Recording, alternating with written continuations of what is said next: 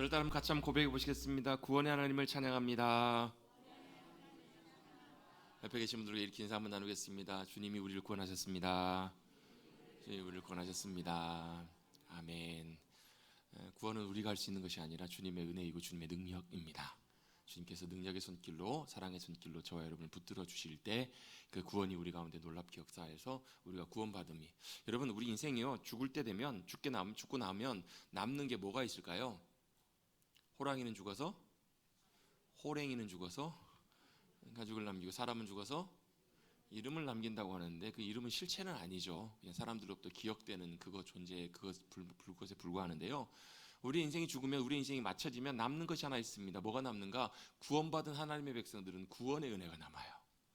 그래서 우리가 구원받음을 놀랍게 감사하며 찬송할 수 있는 그날이 우리 죽음 이후에 우리 가운데 약속되어 있다는 것입니다. 그런데요, 그거는 우리가 죽은 다음에만 누릴 수 있는 것이 아니라 이 땅을 살아가면서도 우리의 삶의 순간순간 가운데서도 내가 뭘 기억하고 누리고 살아갈 수 있는가? 내가 하나님께서 나를 선택하셔서 부르시고 나를 죄와 사망과 절망과 모든 어두움의 권세로부터 나를 건지시고 구원하셨다라는 사실을 믿고 고백할 수 있을 때 감사할 수 있습니다. 아, 주님이 나를 건지시고 붙들어 주셨구나. 왜? 그 어떤 것도 우리를 그것으로 끊을 수 있는 것이 없고요, 어떤 것도 우리를 무너뜨릴 수 있는 것이 없기 때문에 그래요.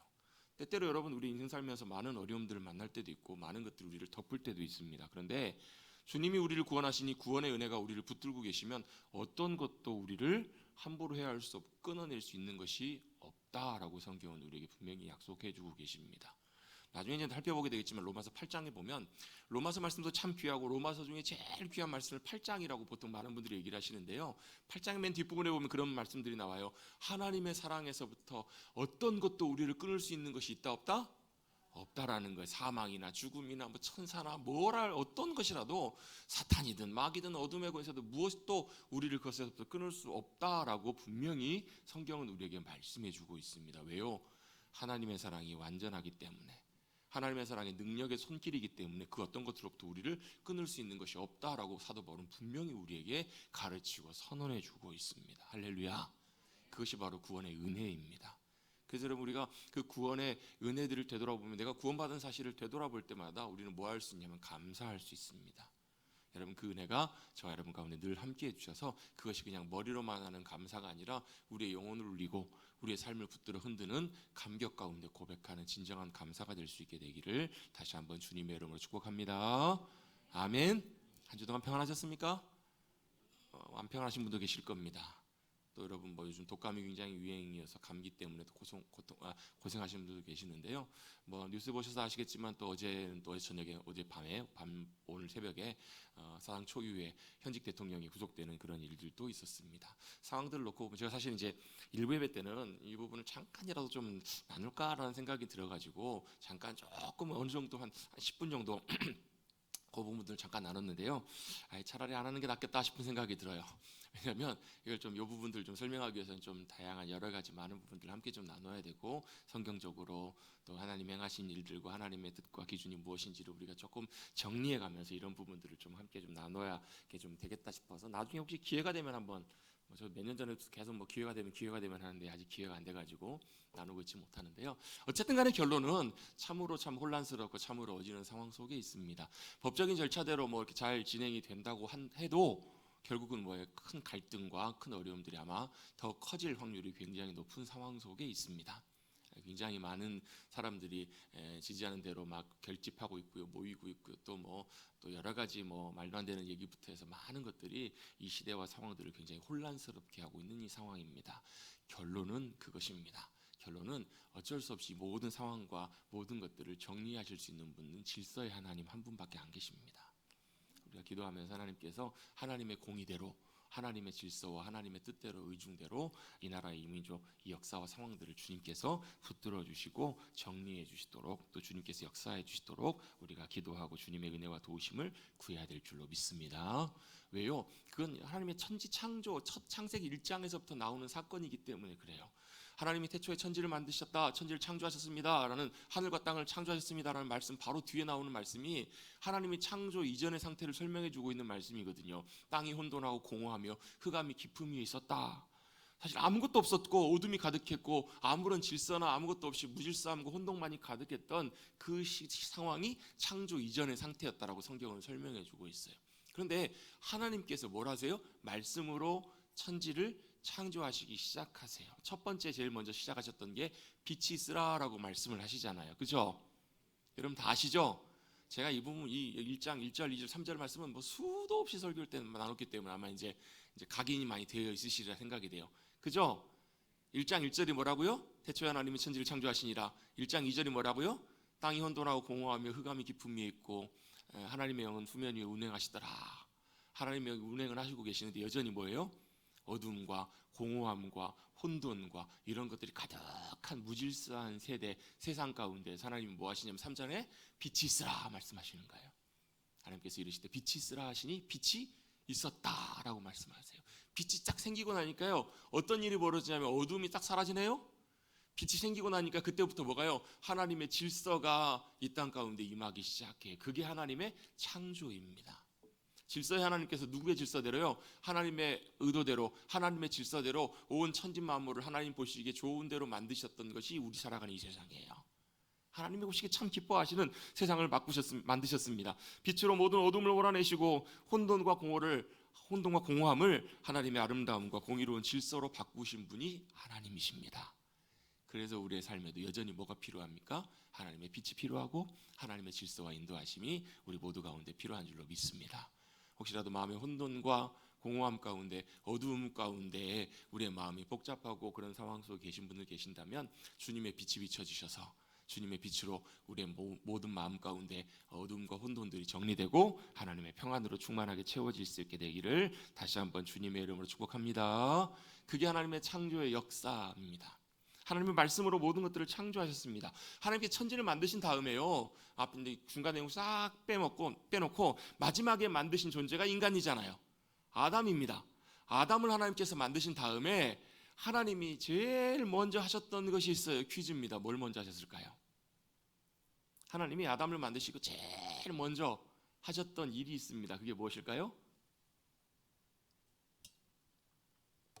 역시나 1부 예배 때도 아무도 대답을 안 하셨는데 2부 때도 아무도 아시는데 대답을 안 하시는 건지 모르셔도 대답을 안 하시는 건지 여러분의 표정을 보고서는 제가 도저히 알 수가 없습니다.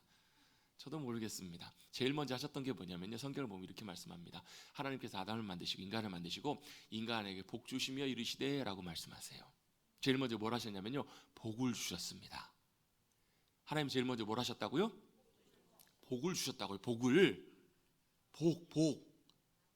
복을 주셨다고요. 여러분, 하나님께서 왜 인간에게 인간을 만드시고 제일 먼저 하셨던 것이 인간을 복을 주고 축복하셨을까요? 복을 주셨을까요? 그 이유가 뭘까요? 성경에는 나와 있지는 않지만 우리가 좀 추론해 보자고요. 왜 하나님께서 우리에게 복을 주셨을까? 몇 가지 이렇게 추론해 볼 수 있는 것들이 있겠지만 제일 먼저는 뭐냐면 유일하게 우리에게 복을 주실 수 있는 분이 하나님이시라는 거예요. 세상을 만드시고 인간에게 하나님께서 복을 주신 이유는 유일하게 완전한 복을 주실 수 있는 분이 하나님 한 분이시기 때문에, 아무도 없잖아요. 하나님하고 인간밖에 없을 때 하나님께서 인간에게 복을 주세요. 하나님만이 우리에게 진정한 복을 줄 수 있는 분이시다. 또 한 가지는 뭐냐면, 그래서 뭐가요? 우리 인간에는 뭐가 필요해요? 복이 필요하기 때문에 하나님께서 복을 주신 거예요. 아담에게 가장 필요했던 것이 바로 복이 필요했기 때문에 아담에게 복을 주신 거예요. 그리고 나서 뭐라고 말씀하시냐면 생육하고 번성하라, 땅에 충만하라, 땅을 다스리라, 땅을 정복하라, 이렇게 말씀하세요. 그 말씀의 의미는 뭐냐면 하나님께서 주신 아담에게 주신 그 복을 어떻게 하라고요? 온 땅 가운데 하나님의 복을 충만하게 넘쳐나게 하라. 이게 하나님의 의도셨던 거예요. 전혀 못 따라오고 계시는 것 같아요 지금. 아까 창조까지는 어떻게 좀 이렇게 이해가 되셨는데, 자, 하나님께서 아담을 만드시고 맨 먼저 뭘 하셨다고요? 복을 주셨다고. 왜 주셨어요? 하나님이 주실 수 있으시니까 하나님이 그 복을 주셨어요. 왜? 인간에게 필요하니까. 그 복이 뭐예요? 하나님이 주신 복인데 그 복을 가지고 뭐 하라고요? 아담에게 온 땅 가운데 충만하여서 이 땅에 뭐가 넘치게 하라고요? 하나님의 복이 넘치게 하라. 이게 하나님께서 아담에게 말씀하신 하나님의 계획이고 의도이고 말씀이셨다고요. 그런데 이제 여기서 하나 이제 우리가 체크하고 넘어가야 될 중요한 부분이 하나가 있는데요. 그럼 하나님이 주신 이 복이 뭐냐는 거예요. 자, 이 하나님을 알지 못하는 사람들도, 안 믿는 사람들도 복하면 되게 좋아합니다. 제가 자주 말씀드린 것처럼 저희 집 어렸을 때 제가 먹었던 숟가락에 밥 먹은 숟가락에 뭐라고 써 있었을까요? 복이라고 써 있었어요. 한자로 복. 여러분 중국 가보면 다 복이에요, 복. 여러분 하나님 모르는 사람들도 다 복하면 다 좋아해요. 그런데 문제는 뭐냐면 성경에서 말씀하신 하나님이 인간에게 주신 그 복과 우리가 생각하는 그 복이 과연 같은가? 같지 않은 경우들이 훨씬 많아요. 왜? 우리 인간적으로 생각하는 이 복은요, 이 땅에서의 복을 의미해요. 이 땅에서 우리가 누릴 수 있는 복, 이거는 어디만 해당되냐면 우리가 살아있는 그동안에만 해당이 돼요. 또 이 복은 뭐가 문제냐면 일시적이에요. 영원하지 않아요. 있다가 없어져요. 행복할 것 같은데 그 복이 우리를 행복하게 하는데 어때요? 그것이 계속되면 좋겠는데 그래요, 안 그래요? 그렇지 않아요. 일시적이에요. 잠깐 있다 없어져요. 사라져버리는 복이에요. 다 만족할 것 같은데 실제로는 그렇지 않아요. 한정적이에요. 또 소멸되는 복이에요. 그래서 그 복을 생각해 보면 이 땅에 현실적인 것이고 있다가 없어지는 것이고 이런 것들이에요. 그래서 어때요? 우리 보통 복 받았네 이러면 무슨 상황들 얘기하는 거예요? 예를 들면 자녀가 열심히 공부를 해가지고 좋은 대학에 들어갔어요. 그래가지고 그 자녀가 어떻게 해요? 부모님께 참 효도해요. 그럼 우리 뭐라고 얘기를 해요? 아이고 복 받았네. 무슨 복 받았다고요? 자식 복 받았다고 얘기를 해요. 그렇죠? 또 어떨 때 이런 복을 얘기를 해요. 세상에서 열심히 노력해가지고 뭐 사업을 하고 장사를 해가지고 사업이 잘 됐어요. 성공했어요. 그럼 뭐라고요? 야, 복 받았네. 그래 고생하더니 복 받았네. 사업이 잘 되고 형통하게 됐네. 이 의미하는 이 복의 의미들이 다 뭐냐면요, 이런 것들이에요. 내가 원하는 바들이 이루어지고 내가 바라는 것들이 이루어지는 것, 그래서 문제가 없는 것, 그 세상에서 그래서 여러분 잘 되는 거 이걸 가지고 세상에서 말하는 복이라고 얘기를 한다고요. 세상에서 복의 특징이 하나 있는데요. 어떤 특징이 있냐면 세상에서 복은 이제 성공하고 연관돼 있어서 세상에서 복을 받았다라는 것은 다른 사람들이 나를 섬겨주는 거예요. 여러분 세상에 성공한 사람들의 특징이 뭐예요? 다 다른 사람들이 나를 존중해주고 섬겨주잖아요. 다 해주잖아요. 자, 자동차를 타는데 누가 열어줘요? 예, 다른 사람이 문을 열어줘요. 그래, 회사에서 내가 대표예요. 그럼 어떻게 돼? 회사에 가면 모든 사람들이 다 나를 어떻게 해요? 존중하고 인정하고 다 그 앞에서 어떻게 다 고개를 숙인다고요. 다 따른다고요. 그래서 세상의 성공의 기준은 뭐예요? 내가 가장 높아지는 거예요. 내가 다 원하는데 내가 하는 것이 아니라 다 다른 사람들이 해줘. 내 마음대로 하고 싶은 대로 다 할 수 있는 것을 세상에서 성공했다라고 이렇게 얘기를 해요. 그래서 뭐 하려고 사람들이 다 성공하려고 하잖아요. 돈을 많이 벌어요. 그럼 어떻게 해요? 내가 하고 싶은 거 다 하고 살 수 있잖아요. 그렇지 않나요? 다들 뭐 별로 관심들이 없으신가 봐요. 그렇지 않나요?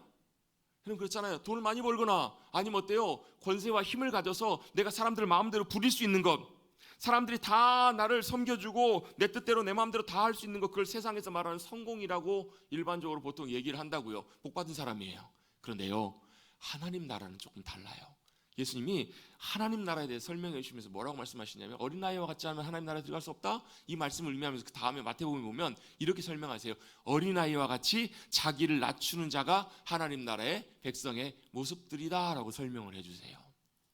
세상에서는 다 높이 올라가야 돼요. 낮은 데로 내려가면 뭐 하는 거예요? 실패한 거예요. 큰 집에 살다가 떵떵거리면서 사람들 부리면서 살다가 밑으로 쭉 내려와서 다른 사람 밑에 있어요. 그럼 어떻게 세상에서 뭐라고 그래요? 실패했다고 해요. 세상에서 성공해서 실패한 삶이라고 얘기해요. 그런데 하나님 나라에서는 그렇지 않다라는 거예요. 하나님 나라는 오히려 어떻게 해요? 섬기는 자가 하나님 나라에서 큰 자다라고 말씀하세요. 세상에서 성공은 섬김을 받는 사람이 성공한 거예요. 맞나요? 아니, 좀 기면 기다 아니면 아니다 얘기를 좀 해주세요. 세상에서는 섬김을 받는 사람이 성공한 사람이죠. 근데 하나님 나라에서는 어떻다고요? 섬김을 받는 것이 아니라 섬기는 자가 성공한 사람이다, 큰 사람이라는 거예요. 더 쉽게 말씀드리면 여러분 하나님 나라의 삶의 방식은 뭐냐면 내가 성공하는 게 아니라 성공시켜주는 거예요, 다른 사람을. 여러분 옆에 계신 분을 보시면서 이렇게 한번 인사하십시다. 당신을 성공시켜드리기 원합니다.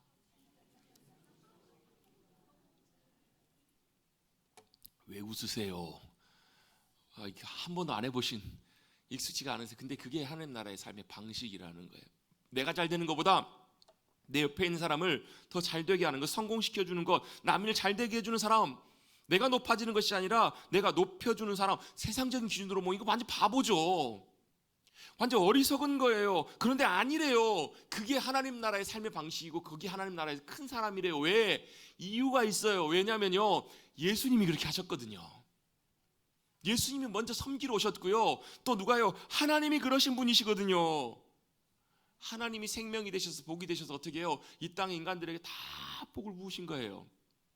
하나님은 뭐가 기쁨이에요? 하나님 형상대로 지음받은 하나님의 사람들이 하나님의 복을 누리며 사는 것이 하나님의 기쁨이시기 때문에, 나눠주고 퍼주고 다 주시는 분이 바로 하나님이셨기 때문에 그래요.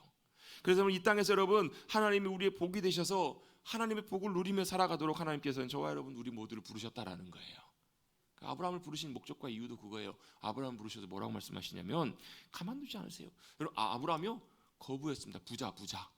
아브라함은 엄청난 부자였어요. 집에서 사병 300 몇 명을 거둘 만큼 어마어마한 부자였고요. 이삭, 그의 아들 이삭 농사를 지었는데 100배 나거든요. 요즘으로 말하면 사업을 시작을 했는데 100배가 수입이 된 거예요. 얻게 된 거예요. 그럼 좋겠죠? 이삭이 다 그렇게 됐다고요.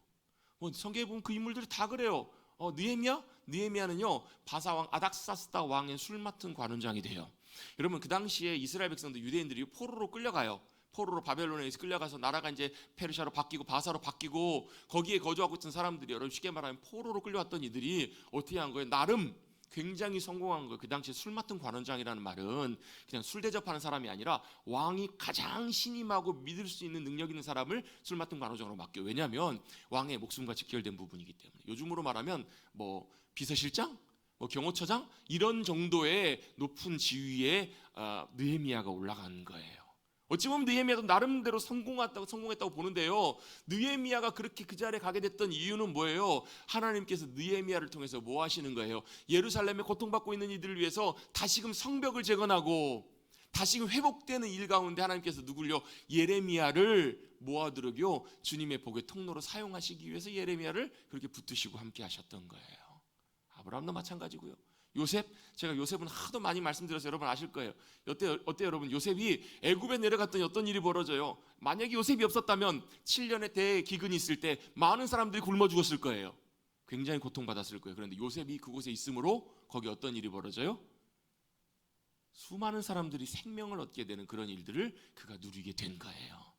그것이 바로 요셉이 총리가 됐던 이유예요. 요셉이 총리가 되어서 그냥 단순히 세상적인 성공을 누리기 위해서가 아니라 하나님의 복, 하나님의 생명, 하나님의 역사하심, 그것을 나타내고 흘려보내기 위해서, 내가 거기에 있으므로 하나님의 생명이 흘러가고 하나님 나를 통해서 일하시는 그 역사 가운데 주님께서 사용하시기 위해서 누구를? 요셉을 부르신 것이고 아브라함을 부르신 것이고 하나님의 사람들을 불러서 세우신 것이라는 얘기예요. 이게 하나님 나라 일하시는 방식이에요. 여러분, 내가 성공하는 것이 아니라 오히려 섬김으로 하나님의 생명과 복이 흘러가게 하는 것, 그게 하나님의 기쁨이고 하나님의 의도시라는 거예요. 제자들도 그랬잖아요. 예수님 승천하신 다음에 제자들이 남아서 이 땅에서 뭐래요? 성령님이 그들 가운데 임하셨을 때 예수님이 하셨던 하나님 나라의 일을 그대로 그들이 행하잖아요.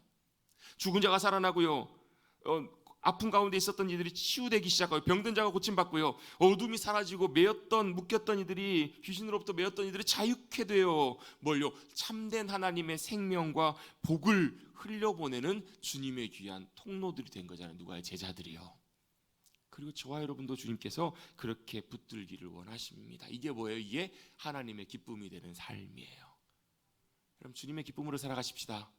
주님의 기쁨으로 살아간다는 말이 무슨 말이에요? 내가 내 복을, 내가 원하는 성공과 복이 아니라 하나님을 나의 복으로 모시고 사는 거예요. 하나님이 내 복이 되어주시는 삶, 그 삶이 바로 뭐라는 거예요? 그게 하나님의 기쁨이 되는 삶이에요. 아담은 그것을 발로 걷어차버렸어요. 아담은 그걸 거부하고 하나님을 버리고 하나님 대신에 내가 하나님 자리에 앉음으로 말미암아 하나님, 복이신 하나님을 그걸 발로 차버린 거예요. 근데 누가요? 다시 하나님께서 아브라함에게 찾아오세요.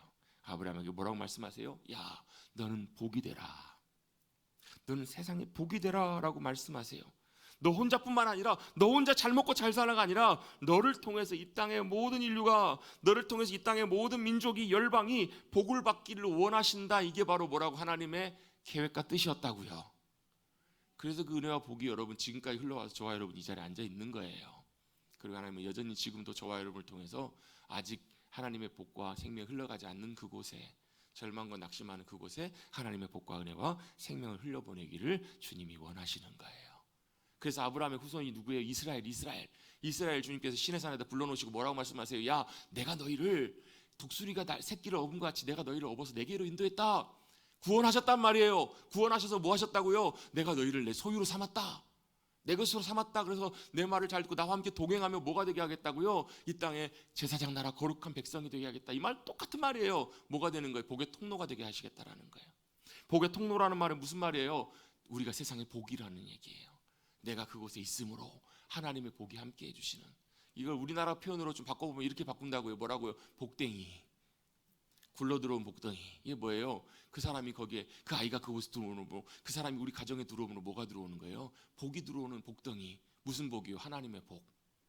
이게 하나님의 역사하심과 하나님의 계획과 의도시라는 거예요. 그 복이 뭐예요? 생명. 그 복이 뭐예요? 영원히 생명을 얻고 소생하는 거예요. 참된 길과 삶의 의미를 발견하고, 그 복이 뭐예요? 주님을 만나요. 그 복이 뭐예요? 내 삶이 변화돼요. 진짜 복을 깨닫게 하시는 복, 그런 복의 통로들로 하나님께서는 저와 여러분을 부르시고 인도하시는 줄로 믿습니다. 여러분, 제가 절대 고백해 보겠습니다.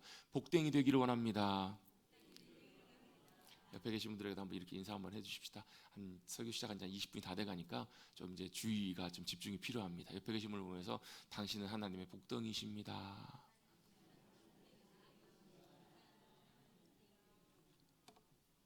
아들만이 복덩이가 아니라, 들어왔던 참한 며느리만이 복덩이가 아니라 누구라고요? 저와 여러분이 하나님의 복덩이라고요. 물론 여러분, 우리가 그 역할을 제대로 감당하지 못하면 하나님의 이름이 땅에 떨어지시고 주님의 영광이 가리워집니다. 그 잘 안 되면 그런 일이 벌어져요. 역사를 통해서도 그렇고 지금 시대와 상황을 통해서도 그렇습니다. 우리는 늘 기억해야 합니다. 우리 이 땅에 살고 있지만 우리는 하나님께서 부르신, 하나님이 구원하신 하나님의 거룩한 백성임을, 하나님의 복의 통로임을 꼭 기억하셔야 됩니다. 제가 말씀 준비하면서 그런 생각이 들어요. 아, 우리는 이 땅에 사는 대한민국 국민이지만 이 땅에 사는 이중국적자라고. 미국 국적이 아니라 뭐예요? 이 땅에 사는 대한민국 국민이면서 또한 동시에 하나님 나라의, 하나님의 백성의 삶을 살아가고 있다고요. 그럼 대한민국 국적은 우리가 죽으면 소멸되지만 이 하나님 나라의 국적은 어때요? 영원해요. 사라지지 않는다고요. 하나님 나라의 국적, 하나님 나라의 시민권을 어떻게 얻어요? 우리가 자격이 되고 조건이 돼서가 아니에요. 여러분 막 그렇잖아요. 막 미국 시민권 얻으려고 옛날에는 막 원정 출산도 가고 막 그랬잖아요. 어떤 나라는 그렇잖아요. 막 돈으로 사기도 하고, 뭐 이민 가가지고 어때요? 돈을 많이 들고 가면 시민권을 줘요. 그런 나라들도 있잖아요. 근데 여러분, 하나님 나라의 시민권은 돈 많이 들고 간다고 얻을 수 있어요? 없어요? 없어요. 열심히 자격이 되고 조건이 되고 능력이 된다고 얻을 수 있는 것이 아니잖아요. 그래서 여러분, 옛날에 아동부 여러분 교회학교에서 많이 불렀던 찬양 있잖아요. 돈으로도 못 가요 하나님 나라, 지식으로도 못 가요, 자격으로도 못 가요, 착한 일 한다고도 못 가요. 어떻게 간다고요? 믿음으로 가는 나라, 하나님 나라. 뭘 믿음으로요? 예수 그리스도를 나의 구주로 믿고 영접함으로 하나님 나라의 백성의 자격이 주어지는 거예요. 우리가 자격이 있어서가 아니라 하나님께서 우리를 긍휼히 여기셔서, 여러분 사도 바울이 로마 시민권자거든요. 태어나면서부터. 나중에 이제 잡혀가지고 이제 여러 가지 어려움을 당하다가 자기가 로마 시민권자라고 밝히니까 깜짝 놀라면서 백부장이 뭐라고 말하면, 아니 어떻게 로마 시민이 되셨냐고. 그랬더니 난 태어나면서부터 로마 시민권 얻었다고. 자기는 돈을 주고 샀다는 거예요. 여러분, 하나님 나라의 시민권은 돈 주고 살 수 있는 것도 아니고요, 착한 일 한다고 얻을 수 있는 것도 아니라고요. 뭘로요? 예수 그리스도, 그분이 나의 구주가 되시고 나의 의가 되심을 믿고 붙들 때. 그래서 여러분, 우리의 신분증은 뭐예요? 성령님이세요. 하나님 나라의 백성의 신분증은 성령님이 우리의 보증이 되어주신다라는 것입니다. 여러분, 이것이 우리가 복으로 살아가는 우리의 삶의 의미이고 굉장히 중요한 부분입니다. 그런데요, 사람들이 안 믿어요. 사람들이 안 믿는 사람들이 참 많습니다. 왜요? 내가 뭐 그럴 필요가 있어. 예수님 믿어야 될 필요성을, 예수님을 왜 믿어야 되고 왜 필요한지 관심도 없는 사람들이 굉장히 많이 있습니다. 그래서 사도 바울이 로마서에서 로마 교회 성도들에게 복음을 설명해주고 가르쳐주면서 1장에서 여러분, 복음이 뭐라고요? 복음은 좋은 소식이잖아요. 기쁜 소식이잖아요. 뭐가 기쁜 소식이라고요? 예수 그리스도가 복음, 기쁜 소식이다. 그러면서 복음이 뭐라고 설명하냐면 모든 믿는 자를 구원하시는 하나님의 능력이다라고 사도 바울이 설명을 해줘요. 모든 믿는 자들이 뭘요? 모든 믿는 자들이 어떻게 해요? 구원받는다라는 거예요. 구원하시는 하나님의 능력이래. 아니, 믿는다고 어떻게 구원을 받아요? 예, 우리 차원에서는 이해가 안 되지만 하나님은 그걸 가능하게 하시는 분, 가능케 하시는 주님의 능력이 바로 뭐란, 복음의 능력이라는 거예요. 그걸 설명해주고, 서론에서 잠깐 설명해주고, 그 다음에 뭘 언급하냐면 1장 중간부터 나오는 게 뭐라는 거예요? 다 죄에 대한 얘기예요. 세상 사람들이 어땠다고요? 자기 멋대로, 자기 마음대로 살고 있는 그들의 상태를 설명해주고 있어요. 하나님 싫어해요. 하나님은 거절해요. 하나님 인정하지 않아요. 그러면서 어떻게 해요? 내 마음대로 살아요. 내 마음대로 살고 싶어요. 여러분, 자기 마음대로 사는 게 좋은 거 아닌가요? 여러분 마음대로 살고 싶으세요? 안 살고 싶으세요? 헷갈리세요? 어려우세요? 여러분, 우리나라에서 여러분 내 마음대로 하고 살면 돼요, 안 돼요? 돼요, 안 돼요? 왜 안 돼요? 그러면 안 되나요? 내가 내 마음대로 하고 살고 싶다는데 뭐가 문제예요? 그게 좋은 것 같은데 거기에는 반드시 뭐가 따르냐면 책임이 따릅니다. 자유에는, 내가 자유롭게 내 마음대로 하는 데서는 반드시 뭐가 따르냐면 책임이 따라요. 왜? 국가에서 한 공동체에서 같이 살기 위해서는 뭐가요? 그 나라의 그 공동체의 질서와 법과 규정을 같이 지켜야 같이 살아갈 수 있기 때문에 그 당연히 뭐가 따르는 거예요? 자유뿐만 아니라 책임이 같이 따르다라는 거예요. 그럼 이러면 되겠네요. 온 우주에 나 혼자만 있으면 내 마음대로 하고 살면 되겠네요. 그죠? 그럼 되는 거 아니에요? 나 혼자 살고 있으면 내 마음대로 살면 되잖아요. 근데 그것도 또 문제가 돼요. 뭐가 문제가 되냐면 우리가 살고 있는 우주 만물을 지으신 분이 하나님이세요. 하나님이 천지 만물을 다 지으시고 하나님의 소유이기 때문에 내가 그 안에 살려면, 안 살려면 모르겠지만 살려면 어떻게 해야 돼요? 내 마음대로 사는 것이 뭐가 되는 거예요? 불법이 되는 거예요. 거기는 뭐가 필요해요? 하나님의 질서와 하나님의 법과 하나님의 규정이 그 안에 무조건 있기 때문에. 어떤 분들은 그런 분이 계세요. 나는 법 안 어기고 산다고. 죄인이라 그러면 되게 싫어해요. 그러면서 나는 법 없이도 사는 사람이라고. 그런 분 계시면 손 들어 보십시오. 권사님이 그렇게 우연찮게 손을 드시다가, 나는 법 없이도 사는 사람이라고. 나는 죄 안 짓는다고. 나는 내 마음대로 하고 사는데 나는 법 없이도 괜찮아. 법 안 어긴다고. 실제로 그런 분들 보시면 여러분 법 어기세요, 안 어기세요? 안 어기세요. 교통질서도 정확하게 지키고요. 하나도 문제가, 남에게 피해 안 주고 산다고. 나는 괜찮다고. 이런 분들이 계세요. 세상에서 법에서는 문제가 없어요. 세상에서 법에서는 규정이 어긋나는 게 없으니까. 근데 뭐가 문제냐면요, 인정하든 인정하지 않던 천지 만물을 지으신 하나님 앞에서는, 하나님의 법 앞에서는 통해요, 안 통해요? 안 통하는 게 문제라는 거예요. 그래서 주님 분명히 뭐라고 말씀하시냐면 너희가 행한 그대로 마지막에 뭐가 기다리고 있냐면 심판이 기다리고 있다라고 주님 말씀하세요. 하나님이 어떻게 해요? 범죄하고 죄를 짓는 그들을 가만 내버려 두신다고. 마음대로 하라고 내버려 두세요. 근데 반드시 그 다음에 뭐가 있다고요? 심판대 앞에서는 심판이 기다리고 있다라고 성경은 분명히 말씀합니다. 우리의 인생이 마치는 날, 인생 사는 동안에 내 마음대로 아무런 문제가 없었을지 모르지만 내 인생이 마치는 날 하나님의 심판대 앞에서 어느 누구도 예외 없이 안 통한다라는 거예요. 하나님의 심판대가 우리 가운데 기다리고 있기 때문에 이게 문제가 되는 거예요. 근데 이 말씀을 사도 바울이 1장에 산 다음에 2장에 딱 넘어봤더니 누가 등장하냐면 유대인들이 등장을 해요. 유대인들은 누구예요? 자신들 스스로가 하나님이 선택받은, 사실 이스라엘을 하나님께 선택하신 유대인들은 하나님의 선민이거든요. 하나님께 선택하신 성민이 아니라 선민, 선택하신 백성이에요. 또 그들은 뭘 알아요? 하나님의 말씀을 알아요. 그래서 어떻게 해요? 자기들 하나님의 말씀을 알고 잘 따라간다고 믿었어요. 결정적으로 뭐가 있냐면 그들에게는 하나님의 언약의 백성인, 하나님이 선택하신 백성의 표시가 있어요. 그게 뭐예요? 할례예요, 할례. 그들은 하나님께 선택받은 하나님의 백성이라는 것을 그들은 너무너무 잘 알고 있어서 자랑이라고 생각했어요. 그래서 지지난주인가요? 나눴을 때 뭘 나눴어요? 그들에게 뭐가 있다고? 자랑과 자부심이 있다고요. 하나님의 선택된 백성이고 자신들은 하나님의 말씀을 받았고 잘 알고 그 증표까지 분명히 있는 사람이라는 자부심과 자랑이 있었다고요. 근데 사도 바울은 뭐라고 얘기를 해요? 그거 니네 자랑, 자부심 아무 의미가 없어. 왜요? 겉으로는 멀쩡해 보일지 모르지만 속은 어떻다라는 거예요. 속과 중심을 다 보신 하나님 앞에서는 너희도 똑같다. 제가 책 읽다 보니까요, 이제 이런 얘기가 있어요. 하와이 앞바다에서 출발해가지고 어디까지 가냐면 일본까지 헤엄쳐서 가야 되는 거예요. 세 사람이 있어요. 세 사람인데 첫 번째 사람은 수영을 전혀 못하는 사람이에요. 바닷물에다 딱 던져놨더니 어떻게 돼요? 여러분, 수영 못하는 사람 바다에 던져놓으면 어떻게 될까요? 꼬르륵 빠져들어가요. 들어가자마자 익사했어요.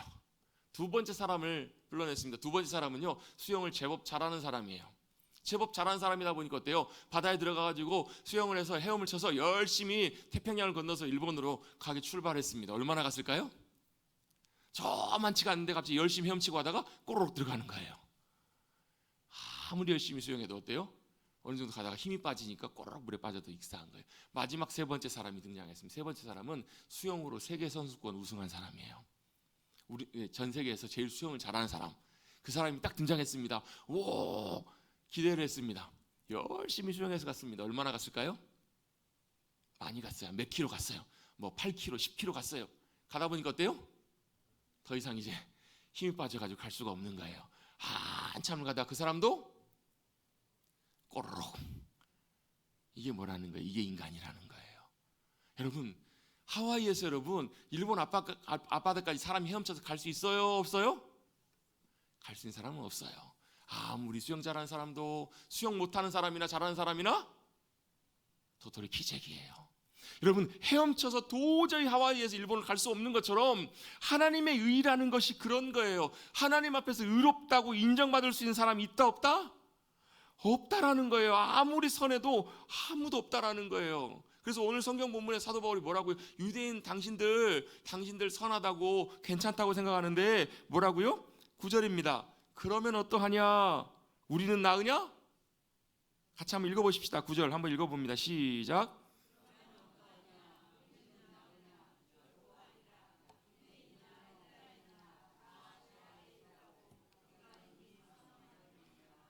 아멘. 유대인이든 이방인이든 하나님을 아는 사람이든 모르는 사람이든 믿는 사람이든 안 믿는 사람들은 다 어떻다고요? 다 죄 아래 있다고 이미 선언했다라는 거예요. 다 죄 가운데 있다. 죄 가운데. 그래서 여러분, 성 어거스틴은 이런 얘기를 했다고 해요. 성 어거스틴은 모든 사람은 다 죄인이다. 이건 성경에 있는 말씀 그대로 언급을 해요. 그런데 그 중에 죄인 중에는 두 종류가 있다. 하나는 나는 죄인이라고 생각하는 죄인이 있고, 다른 하나는 나는 의인이라고 생각하는 죄인이 있다.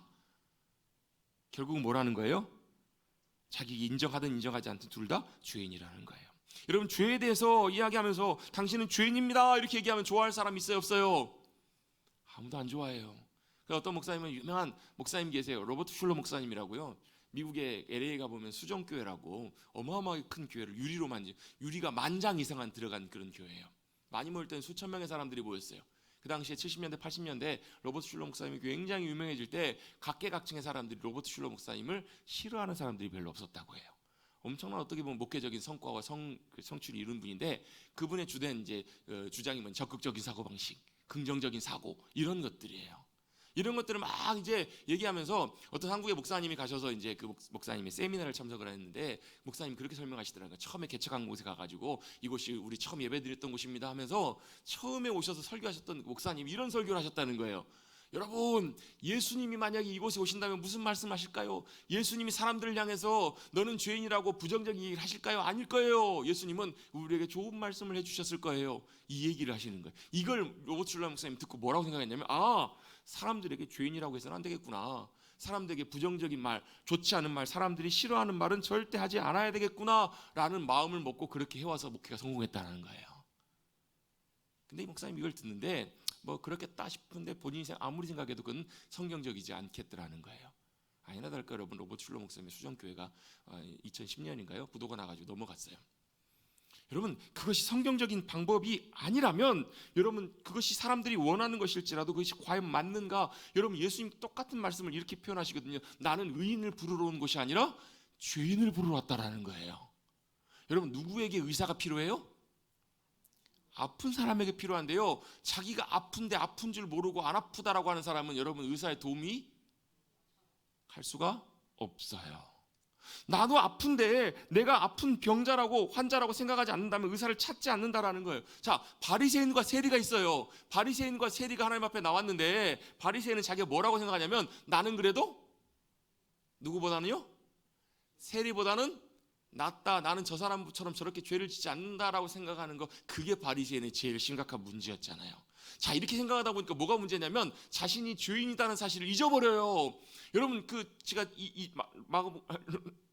로마서 2장 설교하면서 그 말씀 드렸어요. 비교하고 판단하는 거, 정죄하는 게, 이게 뭐가 문제냐면요, 내가 비교해서 내가 남보다 낫다 못하다 이걸 보기 시작하면 내 실체가 안 보인다고요. 내 진짜 모습을 잊어버린다고요. 왜? 내가 저 사람보다 나으니까. 바리새인은 세리보다 낫다고 생각하는 거예요. 하나님, 저는 저 바리새인처럼, 세리처럼 저렇게 남의 것을 토색하지도 않고 늘 금식하며 기도하며 하나님 앞에 이렇게 하나님 기뻐하시는 모습을 삽니다. 하나님 보실 때는 바리새인이나 세리나 다 똑같은데 자기는 착각하는 거예요. 여러분, 바리새인은 죄인이 아니라고 생각했지만 비교하고 판단하면 이걸 잊어버린다고요. 우리는 어떻게 해요? 남하고 비교할 것이 아니라 누구 앞에서? 하나님 앞에서, 주님 앞에서 내가 어떤 모습인지. 겉으로는 유대인들이 멀쩡해 보였을지 모르지만 속과 중심을 보시는 하나님께서 우리의 속을 보실 때 어떠했을지, 그게 더 중요한 문제였다라는 거예요. 여러분 여기서 중요한 부분이 있습니다. 여기서 여러분 우리의 실체와 모습을 인식하고 깨닫고 보기 시작할 때 뭐가요? 하나님이 우리에게 주시는 해결책이 있음을 보게 돼요. 자, 우리 읽었던 그 뒷절 말씀에 보면 10절 말씀에 보면 기록된 바 뭐라고? 의인은 없나니 하나도 없기 때문에 누가요? 그래서 누가 오신 거예요? 예수님이 오신 거예요. 그래서 예수님이 죄 없는 답 없는 죄인을 위해서 주님이 오셔서 죽으시고 이 땅에 우리 살리시려고 오셔서 행하신 그 십자가의 일들이 얼마나 놀랍고 크고 귀한 일인지를 그들이 몰려 사람들이 깨닫게 된다라는 거예요. 여러분 우리가 얼마나 큰 죄인인지 얼마나 심각한 상황인지를 깨달을 때 주님이 우리에게 베풀어 주신 복음의 은혜, 놀랍게 역사하시는 그 복음의 놀라운 은혜가 귀한지를 우리가 더 귀하게 깨닫고 경험하게 되는 거예요. 여러분 생각해 보십시다. 병원에서 의사 선생님이 진료를 하고 이렇게 하는데 의사 선생님이 진단을 내리는데 검사를 해보고 진단을 내렸더니 이 사람이 심각한 병에 있는 거예요. 암인 거예요. 근데 의사 선생님이 이제 진단을 하고 상담을 하면서 이제 얘기를 해주려고 하는데 아무리 생각해봐도 이 환자한테 이 증상과 상황들을 그대로 얘기를 받으면 엄청나게 충격받을 것 같은 거예요. 난리가 날 것 같은 거예요. 엄청나게 심각하고 이 사람이 너무너무 마음에 괴로워하고 힘들 것 같은 거예요. 엄청 충격을 받을 텐데? 그러면서 의사 선생님이 뭐라고 생각했을까요? 그냥 소화불량이라고 하자. 좀 소화가 안 돼서 그런 거니까 약 드시고 가시면 좀 괜찮아질 거라고. 이렇게 충격받지 않게 이렇게 얘기하자. 이렇게 얘기하면 돼요? 안 돼요? 이거 뭐 하는 거예요? 사람 죽이는 거예요. 여러분 이 의사가 사람을 살리기 위해서는 뭘 해야 돼요? 있는 그대로 환자의 상태를 정확하게 알리고 그 다음에 뭘 해야 돼요? 정확한 진단과 치료가 이어져야만 한다라는 거예요. 여러분 이러한 태도와 자세가 절대 의사에게 있어서는 안 되는 것처럼 하나님께서도 저와 여러분을 향해서 뭐 하세요? 분명하게 진단하신다고요. 뭐라고 진단하세요? 의인은 없나니 하나도 없다라고 말씀하세요. 그리고 뒤에 나와 있는 말씀들을 보면 깨닫는 자도 없고 하나님을 찾는 자도 없고 다 치우쳐서 무익하게 되고 선을 행하는 자도 없고 하나도 없고 그들의 목구멍은 뭐라고요? 열린 무덤이래요. 여러분 이런 말을 여러분 들으면 기분 좋으세요? 안 좋으세요? 근데요 부인할 수 없는 사실이에요. 하나님 앞에 서보면 다 우리가 이렇다고요. 여러분 18절까지 나와 있는 내용들이 여러분 남의 얘기가 아니라 저와 여러분의 이야기예요. 어쩌면 더 할지도 모르겠어요. 그런 우리들에게 뭐가요? 우리들에게 답이 없기 때문에 예수님께서 우리에게 몰려 우리의 진정한 해결책으로 이 땅 가운데 우리 가운데 와주신 줄로 믿습니다. 진단만 내려주시는 것은 끝이는 것이 아니라 뒤에 보면 여러분 22절 23절 말씀에도 이렇게 말씀합니다. 모든 사람이 죄를 범하였음에 하나님의 영광에 이르지 못하더니 하나님이 분명히 선언하세요. 뭐라고요? 모든 사람이 뭐라고요? 죄인이라는 거예요. 그래서 하나님의 영광에 이르지 못한다. 아무도 하나님 앞에 나갈 수 없다라고 분명히 주님이 선언하세요. 이게 뭐예요? 진단이에요. 그런데 진단하시고 뭘 하세요? 해결책을, 치료제를 주십니다. 그게 바로 누구시냐면 그분이 바로 누구시냐면 예수 그리스도세요. 한번 읽어봅니다. 21절입니다. 21절, 22절까지 말씀 같이 한번 읽어보겠습니다. 시작. 이제는 율법 외에 하나님의 한 의가 나타났으니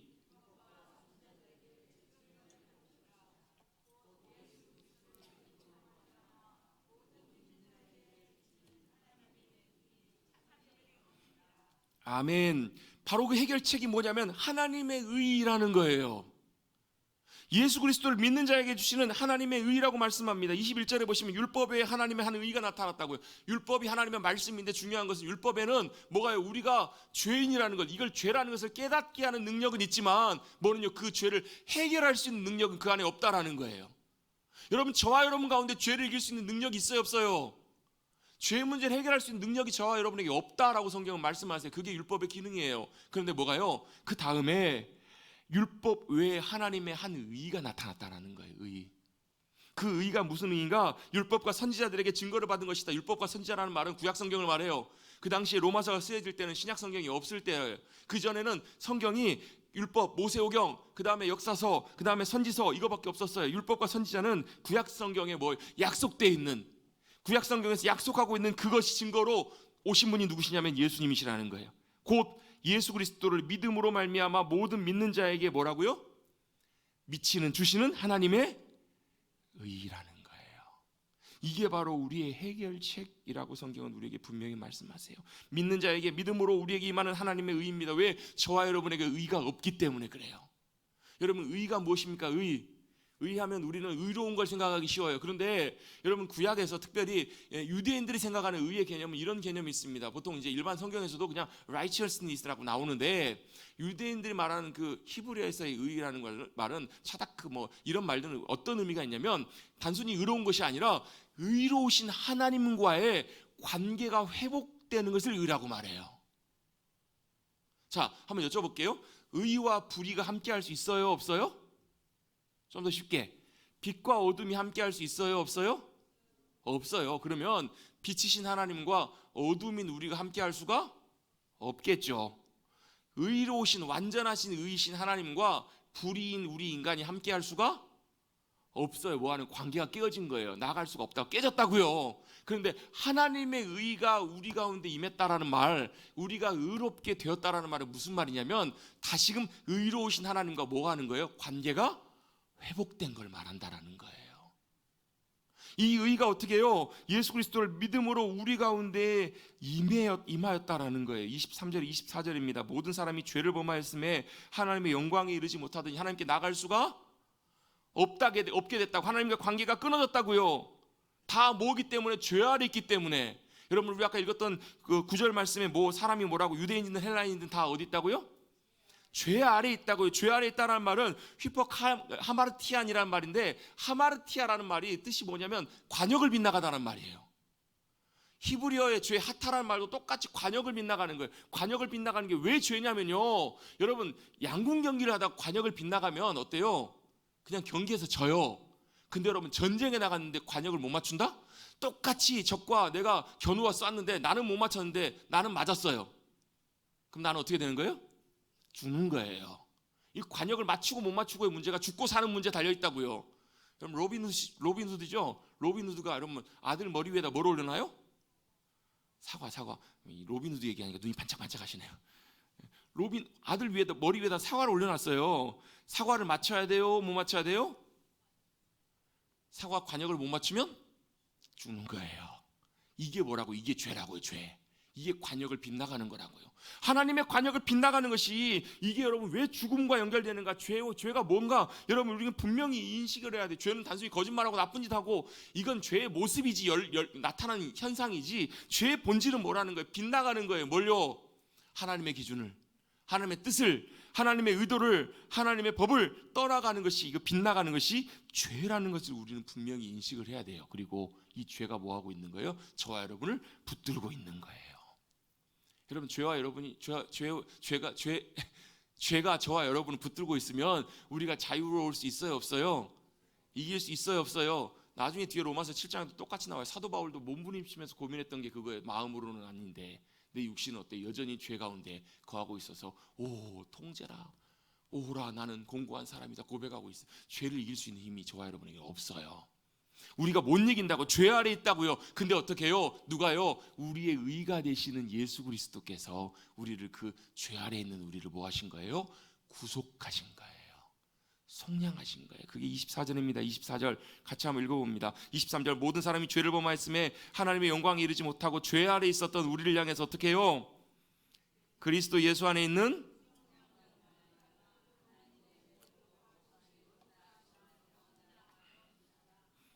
아멘. 그리스도 예수 안에 있는 속량은 뭐예요? 값을 주고 다시 우리를 건져내는 거예요. 구속하는 거예요. 우리를 구원하시는 거예요. 우리를 건져내시는 거예요. 그것이 뭐예요? 하나님의 은혜로 값없이 우리가 그로 인해서 하나님의 의의 자리, 의로움으로 인정받는 귀한 자리로 저와 여러분을 하나님께서 이끌어 주셨다라는 거예요. 이제는 뭐가요? 죄가 우리를 붙들고 있다가 이제는 하나님의 의가 저와 여러분을 붙들게 된 줄로 믿습니다. 누구 안에서? 예수 그리스도 안에서요. 그래서 우리에게 누가 필요해요? 예수님이 필요해요. 예수님의 구원의 은혜가 저와 여러분에게는 너무너무 필요해요. 여러분 이게 없으면 우리는 뭐에 붙들려 살아요? 죄 아래 살아요. 죄에 붙들려 살아요. 아닌 것 같은데 여전히 죄가 우리를 붙들고 살아가요. 그래서 우리에게는 우리의 의가 되시는, 하나님의 의가 되시는 예수 그리스도 그분 안에서 그 죄로부터 자유케 되며 하나님의 의로 힘입어서 하나님과 회복되는 귀한 구원의 은혜를 힘입은 자가 되는 줄로 믿습니다. 하나님과 관계가 회복되었기 때문에 뭐가 가능해요? 하나님의 복과 은혜가 저와 여러분 가운데 흘러 들어와요. 저와 여러분 가운데 하나님의 생명이 함께 해주시고요, 하나님 우리의 소망과 위로와 기쁨이 되어주시고요, 그래서 여러분, 저와 여러분에게 주님이 필요합니다. 여러분 같이 저를 따라 같이 한번 고백해 보겠습니다. 주님, 나는 죄인입니다. 그래서 주님이 필요합니다. 나를 불쌍히 여겨 주옵소서. 아멘. 여러분 이렇게 주님의 은혜를 구하고 주님 앞에 믿음으로 나갈 때 주님이 저와 여러분의 의가 되어 주실 줄로 믿습니다. 의롭다함을 받을 수 없는 우리들을 하나님께서 우리를 의롭게 여겨주시고 의이신 하나님 앞에 믿음으로 나아가 주님과 함께 살아갈 수 있는 귀한 은혜와 복을 저와 여러분 우리 모두 가운데 허락해 주신 줄로 믿습니다. 이 땅에서 그 은혜를 누리고 사시다가 하나님 부르셨을 때 주님 앞에 기쁨으로 나아가 그곳에서 영원한 기쁨을 누리실 수 있는 저와 여러분, 구원받은 복된 하나님 나라의 귀한 백성 된 저와 여러분 되시기를 주님의 이름으로 축원합니다. 그 주님 붙들고 나아가십시다. 그 주님이 나의 구주이심을 믿고 내가 얼마나 심각한 상황인지를 더 주님이 선명하게 알게 하셔서 그 구원의 은혜와 감격이 얼마나 크고 놀라운지를 깨닫고 감사하며 기쁨으로 주님의 기쁨으로 살아가시는 저와 여러분 우리 모두가 되시기를 다시 한번 주님의 이름으로 축복합니다. 하나님 감사합니다.